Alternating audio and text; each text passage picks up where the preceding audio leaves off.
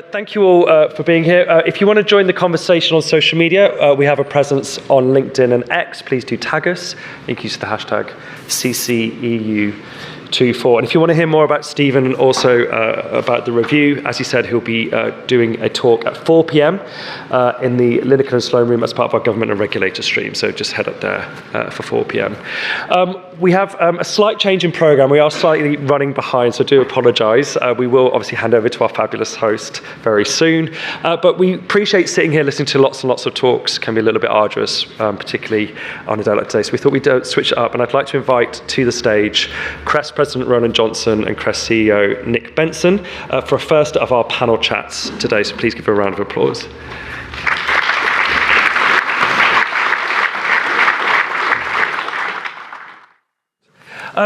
Welcome to CRESTCon. So we thought we'd just start today talking a little bit more around kind of CREST's commitment to supporting professional development, both for its members and individuals and across industry. So I think we can all agree that the threat landscape is continually evolving, and so does the need and requirements of both industry professionals and buyers of services. And the skills you need for the workforce of today are not necessarily the skills you need for them tomorrow and the future. So the question that I pose to you both is, how might the future of our careers be different from what we see today? I'll jump in first, and I will follow up on what Stephen was saying about the opportunity for cyber being just immense.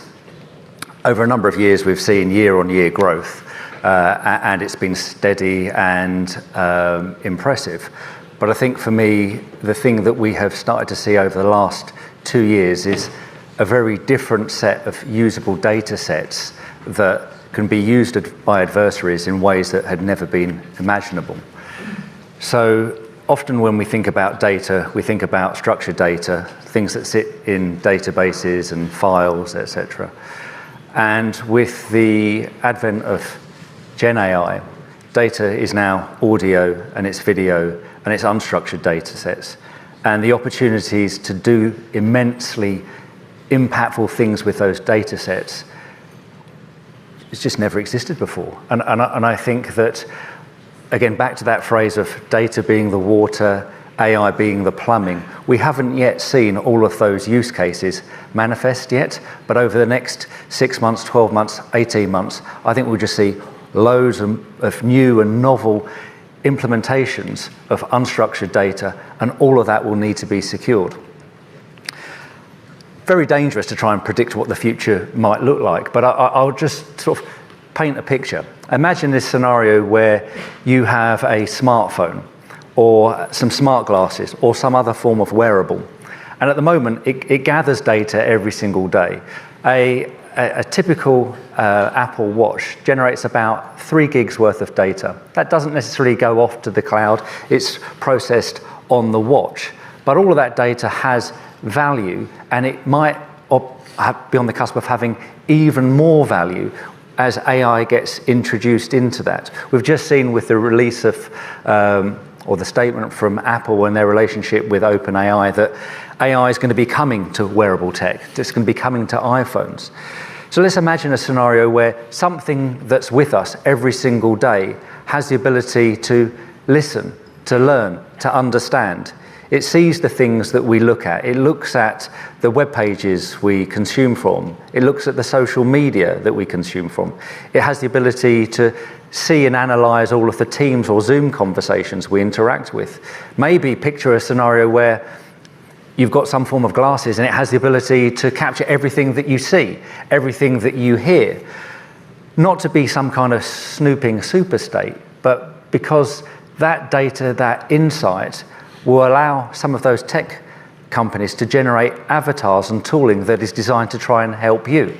Many of you will have heard about the concept of personal assistants that will be there to serve you. So instead of having something like a generic ChatGPT interface that's the same for everyone, we all have our own personal avatars that are primed and built based upon the data that we generate and interact with every single day. If you can imagine that scenario, and I don't think it's too much of a stretch, if you look at the technology today, it's quite easy to join some of those dots together. then that data is potentially pretty rich, pretty impactful. If you could hack an avatar that was a reflection of me, my thoughts, the things that I do, then potentially there's lots of nefarious outcomes that could be generated in the back of that. And I guess the way I'm imagining this is, historically, the skill set that we were building within this industry was designed to secure data sets that are very different to the types of data sets that we are seeing emerging now. And we need to make sure that we're building skills and capabilities and capacity that can straddle all of those different domains. So not just understanding how to secure structured data, but how can you secure unstructured data? How do you secure structured and unstructured data that's on a wearable device, on a car, on an aeroplane, or something of that nature? So the challenge around skills and competency existed before. There was never enough skill within the industry. But that challenge is only going to become greater as we rely on more data sets and more unstructured audio, video, documents, etc. Thank you, Rowland. Thank you, Rowland. So I'm going to talk a bit, building on Rowland's point, a little bit about mindset, because I think in addition to skill and competence, capability, I think mindset will be really, really important. And I'll go back a little while to the beginning of my career, which was about 25 years ago, at one of the big four consultancies or accounting firms. And I joined an IT consulting function, infosec function, but in those days you also had to train as a chartered accountant at the time.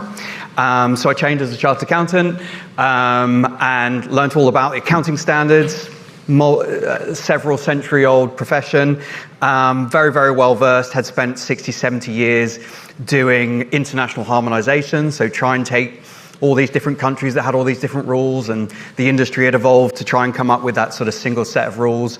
And then each year in accounting, these rules, these standards get updated, and as an individual, you need to keep up to speed with it. And in the last 20, 25 years, those rules, those standards, they've changed, but I would say they've evolved, they've iterated.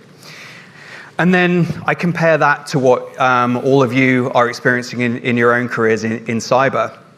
And I've experienced many different sectors over the last couple of decades that I've worked in. And cyber really does feel very unique in that it isn't at the stage of evolution. It isn't at the stage of a couple of hundred years of experience or even a couple of decades.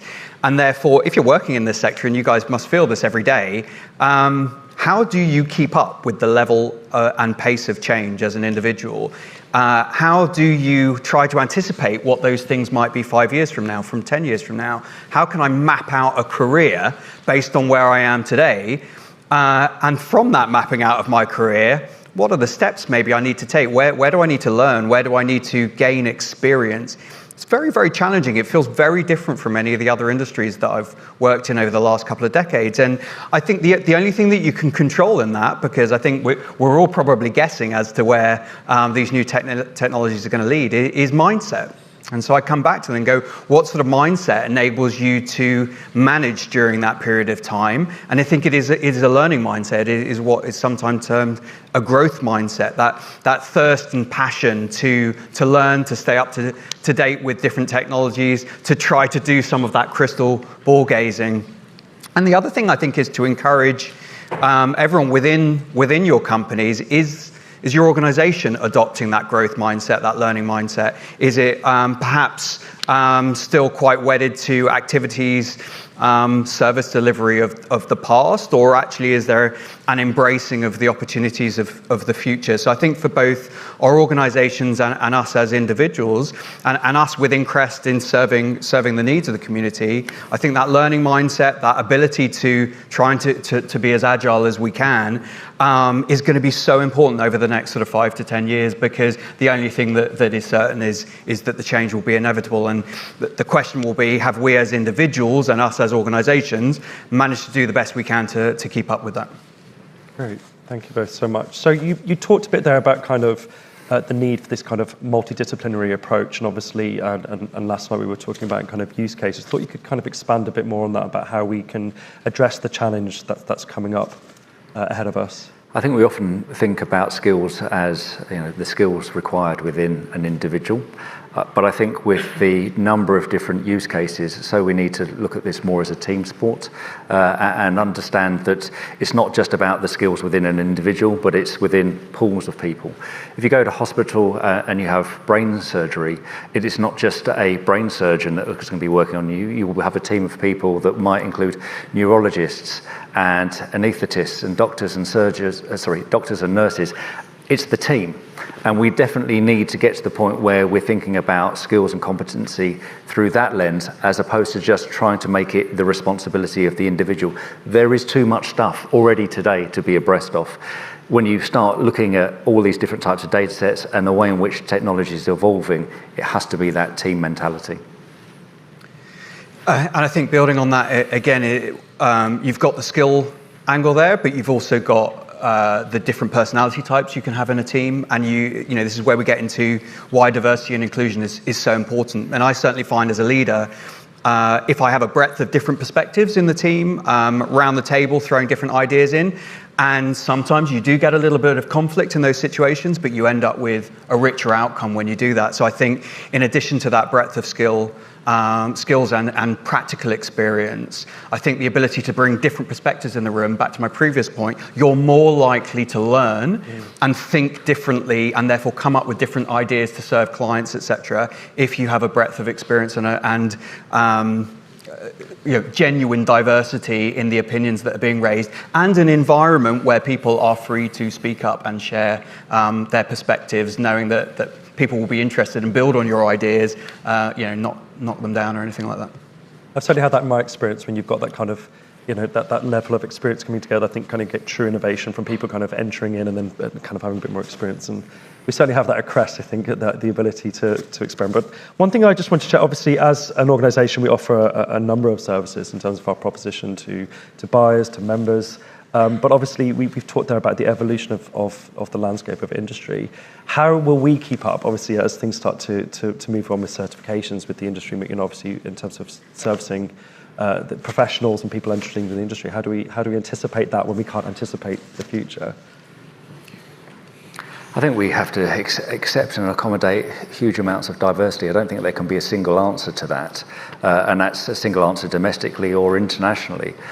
Often people say to me, what's the right qualification? What's the right badge? What's the right thing that I should be doing that's going to take my career from here to here? I don't think there is a single answer to that. And I think that we have to look at this from a perspective of a number of different ingredients that are required to build skills and competency. I think that we need to look at it through the lens of not just what are the skills and competency within within the UK, but how might that work internationally? How Stephen talked about supply chains and securing supply chains. I think often those supply chains extend outside of a country, and so we need to look at the portability of skills and competency outside of countries and try and come up with answers that are going to be useful and valuable on an international stage. Because many of the services that we deliver today are done from our office. We don't leave our home or our office environment, and we're delivering services that could transcend national boundaries. We need to make sure the skills and competencies that we've built to service a local market are also recognised internationally. And so I think that's how I see the environment evolving. Nick? I think one of the most important things we can do as CREST is listen very carefully to the community, and you only do that through engaging in events like this, and also we speak to literally dozens of national authorities around the world, and we have a sense of direction of travel from doing that, and obviously speaking to nearly 400 cyber companies and thousands of individuals. If you listen carefully, you do pick up on these themes, and certainly one of the emerging themes is around professionalization of the cyber workforce. I think we'll all hear a lot more about that over the next few years, and the work that we're doing with the UK Cybersecurity Council is one of the pioneering examples of that around the globe.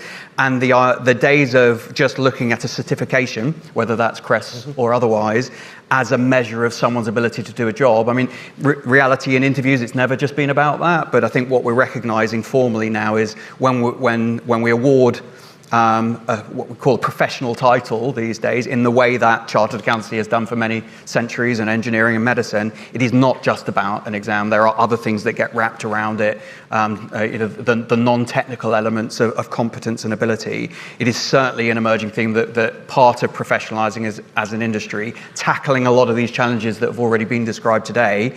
We need to move in that direction of chartering individuals and doing so in a consistent fashion. So I think we need to listen, be engaged globally in the community, and through doing that, I think identify directions of travel and also try to stimulate that debate ourselves as well. Thank you. And we launched our application process for professional titling for security testing last week, which is great. And Stephen obviously mentioned that as well, which is fantastic. So we'll be hearing more about that. And obviously, if you do want to hear that, Nick, with our head of accreditation, Jonathan Armstrong, and Leanne Sperry from the council, will be talking about that a bit later. We are going to have a bit of a Q&A before we finish, but one final question before we do. So if you've got any burning questions, obviously, from what we've been talking about, there's now your time to ask them.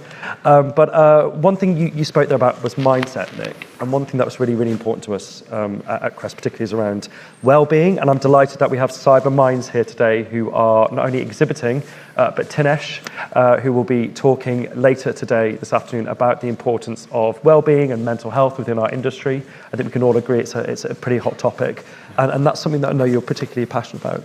Yeah, and I think what Cyber Minds do is fantastic. And if you haven't heard of them or talked to them, I would encourage you to find them today. You know, the well-being and mental health is not specific just to cyber, but there are some factors that come together to perhaps augment the pressure on some of our cyber workforce, and no doubt some of the people in the room have experienced this at times. And you know, we're not often good at talking about these things, particularly us Brits, but it should be talked about and it should be supported. And I think where these certain things coming together about the pressure of the job, the intensity of the job, the lack of sufficient skills and capability, that means a lot of pressure is put on far too few shoulders, and the prevalence of neurodiversity in our community. These things are all coming together, and we do need to look at it. We need to come up with ways to support the community, and we have got a piece that's going to be coming out shortly where we talk about some of these things and some of the non-profits that we're going to partner with to try and do some tangible actions to support the community. So yeah, watch this space, and if people are interested in the topic or getting involved, then please do talk to us, talk to Cyber Minds, talk to NeuroCyber and the like. It's definitely an area we're going to give more focus to.